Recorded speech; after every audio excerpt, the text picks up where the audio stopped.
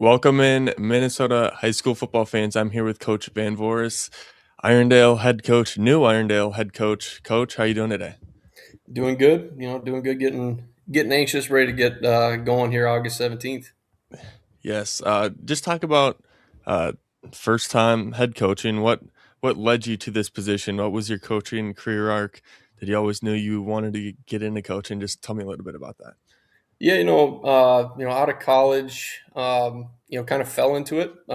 Ended up, in the job hunt. I'm not a teacher, but was in kind of the job hunt, and stopped by my alma mater at Champlain Park, and there was helping them out for a little bit, and then ended up getting into coaching. There was kind of the DBs, safeties coach, strength conditioning. Ended up being the special teams coordinator there. Took the defensive coordinator job at Blaine in 2019. Was there from 2019 to 2022. And then I've been the Irondale defensive coordinator for the last 3 years. So this would be my fourth year at Irondale. There's some coaching change. Um, I always wanted to, I had this thing in the back of my head. I always wanted to be a head coach. And after talking with some of my mentors, um, family, and things like that, it was like, maybe this is the right time to kind of jump in and take that leap. It's a good situation. It's a community that's really hungry for success and things of that nature. And I think being at some of those bigger, prestige, now I say prestigious, but solid programs like Champlain Park, being under the tutelage of Coach Corton there, Coach Keenan for a year, being under Coach Law at Blaine, is kind of trying to take my time at those schools and best practices and kind of mold them into something that we can put into play here at Irondale as well. So that's kind of my journey here to Irondale High School. From somebody outside the walls of Irondale, such as me, the last 3 years have been really shaky, Mhm. and obviously not so good. What have you seen from the inside that kind of made you believe and want to take the job? Yeah, it really kind of comes from our kids.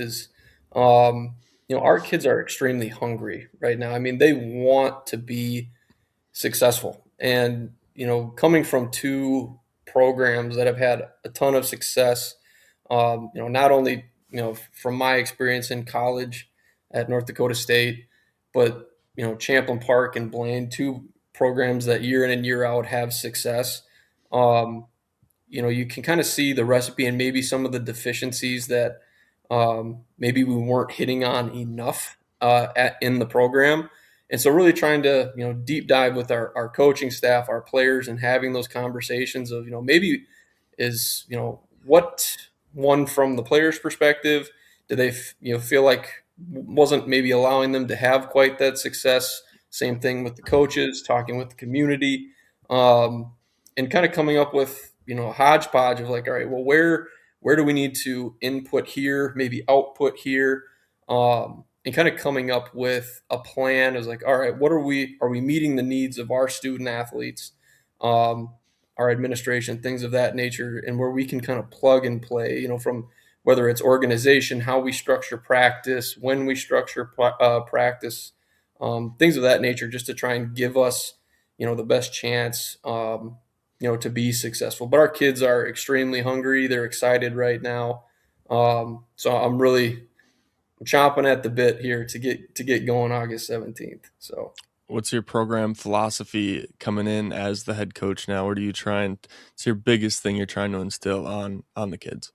so for me, and this may sound cliche, but um, for me, I want to make sure that our kids is one, we're developing them as people first, obviously, and we're going to be extremely attentive to detail. Like that's one of my big things is we're very detail oriented. We may not do a ton of things, whether it's offensively or defensively. We may not have the playbook that's that thick, um, but being very good at what we do is kind of what we're going to hang our hat on, is have an identity both offensively and defensively, being extremely attentive to detail, Um, but then also just giving our kids the best possible experience possible, grades 9 through 12, so that we can continue to build, get more and more kids out within our program, getting the word out. When kids have fun in your program, kids continue to come back year after year, and they can recruit their friends in there. And we all, as football coaches, numbers always help. And so if you can get that really good lacrosse player, or you can get that really good basketball player, swimmer, wrestler, whatever it is, and give them a shot, that helps us. So for us, it's that attention to detail, that experience, and then that development piece that we're really really harping on right now. I think a unique thing you have going for you is a lot of new coaches maybe are coming into the program for the first time, so they Mhm. don't really know what they're getting themselves into. You've been there, like you said, for a Mhm. few years and now taking the job. What have you seen? And you kind of touched on it a little bit. Obviously, if you guys do that stuff is going to change. But Mhm. what have you seen specifically last season that you think you guys need to do better at, needs to change for you guys to be more successful this season? Yeah, that's a good question. I think from like offensively, for us, it's having an identity. I think that's our biggest thing is having the identity. Is this is who we are. This is what we do, and we're going to do it extremely well. Um, and then defensively, I think we're returning quite a few guys on both sides of the ball. Defensively is again having that identity. Matching your personnel, but and I think if you were to even ask our kids this too, um, who are returning, is I think that we need to be more consistent defensively, and that for us, it's I think one of our biggest things is we would struggle in late downs.